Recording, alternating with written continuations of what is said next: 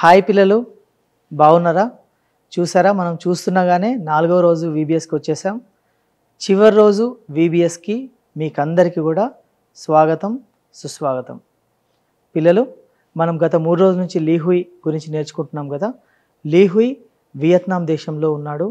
వాళ్ళ దేశంలో యుద్ధం జరుగుతూ ఉన్నప్పుడు వాళ్ళ తల్లిదండ్రులు లీహుయ్ని, అతని చిన్న చెల్లెలు కిమ్ని తీసుకొని పారిపోతూ ఉన్నారు. పిల్లలు పారిపోతూ ఉన్నప్పుడు ఒక దగ్గర లీహుయ్ వాళ్ళ ఫాదర్ని శత్రు సైనికులు చంపినట్లుగా మనం చూస్తూ ఉన్నాం. తర్వాత వాళ్ళ అమ్మగారిని శత్రు సైనికులు తీసుకెళ్ళిపోయారు. పిల్లలు తర్వాత లీహుయ్ తన చెల్లిని తీసుకొని ఒక సిటీకి ఒంటరిగా వచ్చాడు.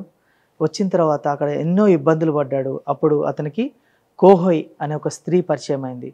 కోహోయ్ లీహుయ్ని సొంత తల్లిలాగా చూసుకున్నది. పిల్లలు చూసుకున్న తర్వాత లీహుయ్ చిన్న ఒక డెసిషన్ ద్వారా, ఒక రాంగ్ డెసిషన్ ద్వారా లీహుయ్ అక్కడి నుంచి పారిపోయాడు. పిల్లలు తర్వాత మళ్ళీ లీహుయ్ తిరిగి వచ్చాడు.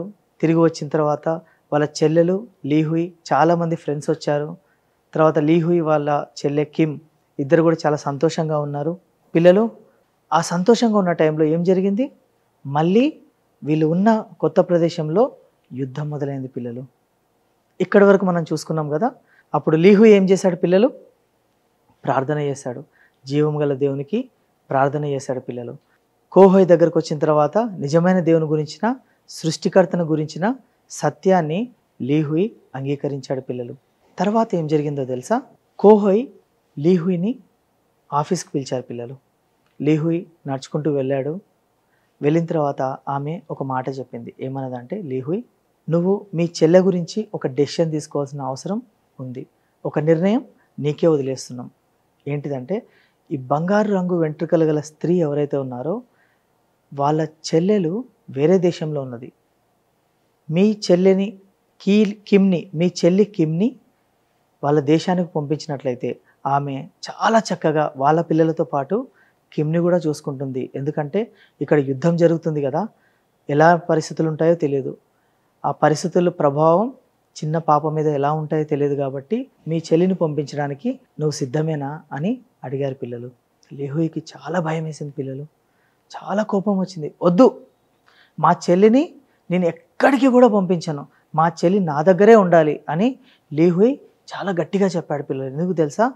తన తల్లిని పోగొట్టుకున్నాడు, తన తండ్రిని కూడా పోగొట్టుకున్నాడు. అప్పుడు లీహుయ్ ఏమనుకున్నాడు తెలుసా? పిల్లలు మా అమ్మ ఉంటే చాలా బాగుండేది, మా అమ్మ ఉంటే మేము ఇద్దరం కూడా మా అమ్మ దగ్గరే ఉంటుండే కదా అని లీహుయ్ చాలా ఆలోచించాడు. పిల్లలు తర్వాత లీహుయ్కి అక్కడి నుంచి పరిగెత్తుకుంటూ బయటికి వెళ్ళిపోయాడు. పిల్లలు పరిగెత్తాడు, చాలా దూరం పరిగెత్తి అలసిపోయిన తర్వాత లీహుయ్ నెమ్మదిగా మళ్ళీ గృహానికి రావడం స్టార్ట్ చేశాడు. పిల్లడు నడుచుకుంటూ వస్తూ ఉన్నాడు. పిల్లలు లీహుయ్ ఇంత ముందులాగా లేడు. ఎందుకు తెలుసా? ఇప్పుడు లీహుయ్ తీసుకునే ప్రతి నిర్ణయంలో లీహుయ్ దేవుని సహాయాన్ని కోరుతూ ఉన్నాడు. పిల్లలు ప్రార్థన చేస్తూ ఉన్నాడు. ప్రభువా, నాకు సహాయం చేయండి, మంచి నిర్ణయం తీసుకునడానికి నాకు సహాయం చేయమని చిన్నవాడైన లీహుయ్ ప్రార్థన చేస్తూ ఉన్నాడు. పిల్లలు మరి తర్వాత ఏం జరిగింది తెలుసా? లీహుయ్ వచ్చి పడుకున్నాడు. నిద్ర రావట్లేదు. పిల్లలు అటు ఇటు దొర్లుతూ ఉన్నాడు. మా చెల్లిని పంపించాలా లేకుంటే నా దగ్గరే పెట్టుకోవాలా? అప్పుడు దేవుడు తనకి సహాయం చేశాడు. పిల్లలు ఉదయాన్నే నిద్ర లేచిన తర్వాత లీహుయ్ ఒక మంచి నిర్ణయం తీసుకున్నాడు.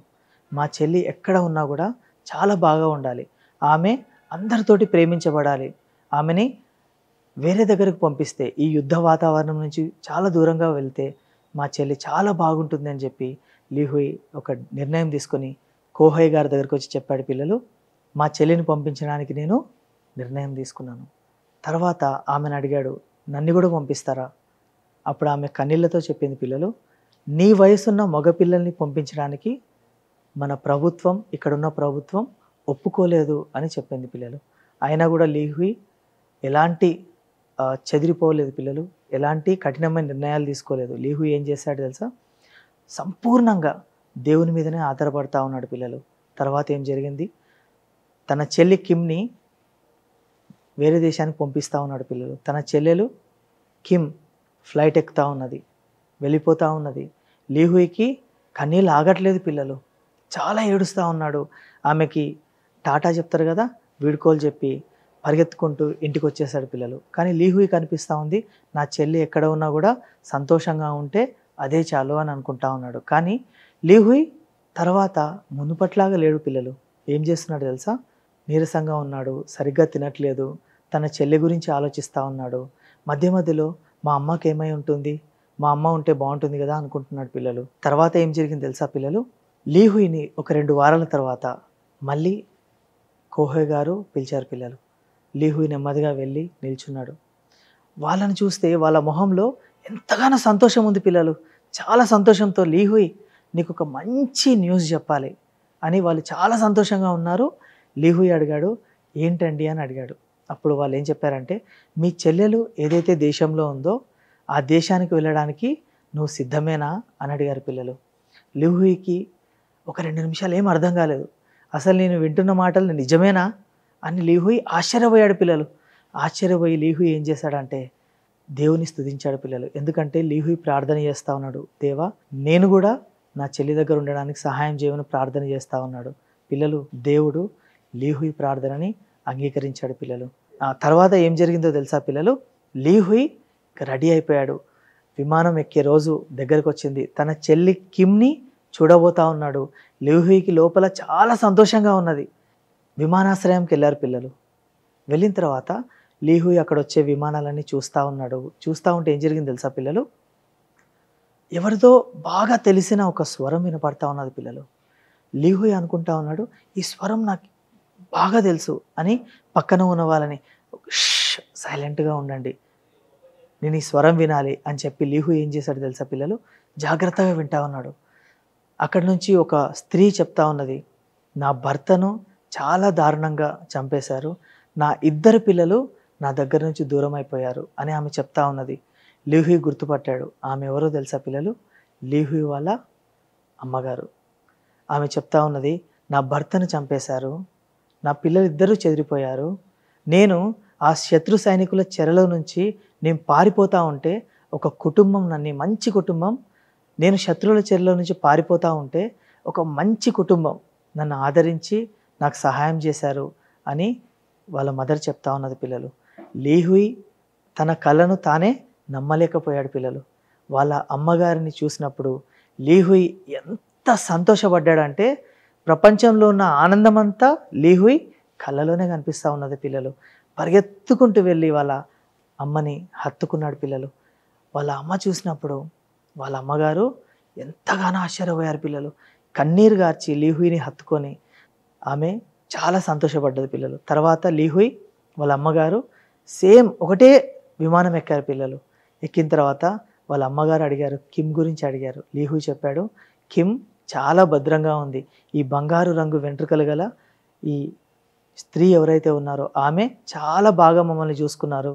చెల్లెని కూడా ఇప్పుడు మనం వెళ్ళే ప్రదేశంలోనే ఉన్నదని చెప్పినప్పుడు వాళ్ళ అమ్మగారు చాలా సంతోషపడ్డారు పిల్లలు. చూస్తున్నారు కదా పిల్లలు, చాలామంది చిన్న చిన్న పిల్లలు ఫ్లైట్లో ఎక్కితే ఏం చేస్తారు? కిటికీలో నుంచి బయటికి చూస్తున్నారు కదా. మనం పోస్టర్లో చూస్తున్నాం, చూసారా? పోస్టర్లో కిటికీలో నుంచి ఎలా చూస్తున్నారు? కిందికి చూస్తూ ఉన్నారు పిల్లలు.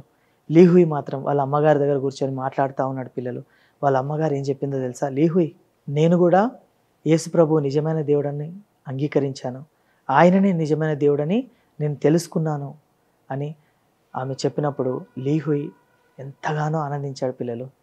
తర్వాత వాళ్ళిద్దరూ ఆ దేశంలో దిగినప్పుడు అందరూ తమ వాళ్ళని కలుసుకుంటా ఉన్నారు. కానీ లీహుయి కళ్ళు మాత్రం వెతుకుతూ ఉన్నాయి. ఎవరి కోసం తెలుసా పిల్లలు? చెప్పండి. కిమ్ గురించి. నా చెల్లె కిమ్ని నేను చూడాలి అని లీహుయి వెతుకుతూ ఉన్నాడు పిల్లలు. వాళ్ళ చెల్లె కనిపించినప్పుడు పరిగెత్తుకుంటూ వెళ్ళిపోయాడు. వాళ్ళ చెల్లెని తీసుకొని వాళ్ళ మదర్కి దగ్గర తీసుకొచ్చాడు పిల్లలు. వాళ్ళ మదర్ అమ్మగారు, లీహుయి వాళ్ళ అమ్మగారు ఆ చిన్న పాపను చూసినప్పుడు దేవుని ఎంతగానో స్తుతించింది పిల్లలు. ఇంకొక విషయం తెలుసా పిల్లలు? మనం కూడా ఎవరైతే కష్టాల్లో ఉంటారో వాళ్ళ గురించి మనం ప్రార్థన చేయాలి పిల్లలు. మీ స్నేహితులు ఎవరికన్నా ఇబ్బందులలో ఉంటే, చాలా కష్టాల్లో ఉంటే మనం ఏం చేయాలి తెలుసా పిల్లలు? వాళ్ళని గేలి చేయదు పిల్లలు, మనం వాళ్ళ గురించి ప్రార్థన చేయాలి. ఎందుకంటే నిజమైన సృష్టికర్తను వాళ్ళకు పరిచయం చేయడానికి మనకు అవకాశం ఉన్నది పిల్లలు. లీహుయి ఆ రోజు రాత్రి వెళ్ళి ప్రార్థన చేసుకుంటా ఉన్నాడు పిల్లలు. సృష్టికర్తవైన దేవా, నువ్వు నా ప్రార్థనకు జవాబిచ్చినందుకు నీకు వందనాలని చెప్పి లీహుయి ఎంతో సంతోషంతో ప్రార్థన చేస్తూ ఉన్నాడు పిల్లలు. చూశారు కదా పిల్లలు, లీహుయి లెసన్లో మనం చూసిన విధంగా అంత పరిస్థితులన్నీ తారుమారైపోయినప్పుడు, ఎటు వెళ్ళాలో తెలియని పరిస్థితిలో ఉన్నప్పుడు లీహుయికి ఒక్కరు కనపడ్డారు పిల్లలు. ఎవరు తెలుసా? సృష్టికర్త. అందరూ లీహుయిని మర్చిపోయినవచ్చు, కానీ సృష్టికర్త లీహుయిని వాళ్ళ చెల్లెలు కిమ్ని మర్చిపోలేదు పిల్లలు. అందుకని పిల్లలు మనం మన థీమ్ని జ్ఞాపకం చేసుకుందాం. నేను నా సృష్టికర్త. మనకి ఏ సమస్య వచ్చినా మొట్టమొదటిగా మనం ఎక్కడికి వెళ్ళాలి తెలుసా పిల్లలు? మన సృష్టికర్త దగ్గరికి. సృష్టికర్త దగ్గరికి వెళ్ళి, ప్రభువా నాకు ఈ సహాయం చేయని మనం ప్రార్థన చేయాల్సిన వారమై ఉన్నాం పిల్లలు. పిల్లలు విన్నారు కదా, లీహుయి జీవితంలో కోల్పోయిన ఆనందాన్ని దేవుడు మరలా తీసుకొని వచ్చాడు పిల్లలు. దేవుని స్తుతిద్దామా? మనందరం కలిసి ప్రార్థన చేద్దాం. దేవుడు చేసిన గొప్ప కార్యాలను బట్టి అందరూ కూడా కళ్ళు మూసుకుందాం. గొప్ప దేవ, జీవం గల ప్రభువా, మీ యొక్క ఉన్నతమైన నామం బట్టి మీకు వందనములు చెల్లిస్తూ ఉన్నాం ప్రభువా. లీహుయి జీవితంలో ప్రభువా తాను కోల్పోయిన ఆనందాన్ని, తాను కోల్పోయిన సంతోషాన్ని ప్రభువా మరలా మీరు దయచేసినారు. అందుని బట్టి మీకు వందనాలు ప్రభువా. మేము కూడా ఇబ్బందులలో ఉన్న అనేక మంది గురించి ప్రార్థన చేయడానికి, నిజమైన సృష్టికర్తను గురించి అనేక మందికి మరియు మా స్నేహితులకు కూడా మేము పరిచయం చేయడానికి మాకు ధైర్యమును దయచేయండి, అవకాశమును దయచేయండి. మీ ప్రేమను ప్రభువా మేము చెప్పడానికి మాకు సహాయం దయచేయమని ప్రార్థిస్తూ ఉన్నాం ప్రభువా. ఈరోజు ఇక్కడ మీటింగ్లో ఉన్న ప్రతి ఒక్కరిని దీవించండి ప్రభువా. ఇక్కడ కూర్చొని వింటా ఉన్న ప్రతి ఒక్కరిని మీరు ఆశీర్వదించమని ప్రార్థిస్తూ ఉన్నాం. అన్న వాళ్ళని దీవించండి, అక్క వాళ్ళని దీవించండి ప్రభువా. ఈ VBS ద్వారా మీరే సమస్త మహిమ ఘనత ప్రభావం పొందమని మా ప్రభువును రక్షకుడైన క్రీస్తు పేరిట అడిగి వేడుకుంటున్నాం తండ్రి. ఆమెన్. బాయ్ పిల్లలు.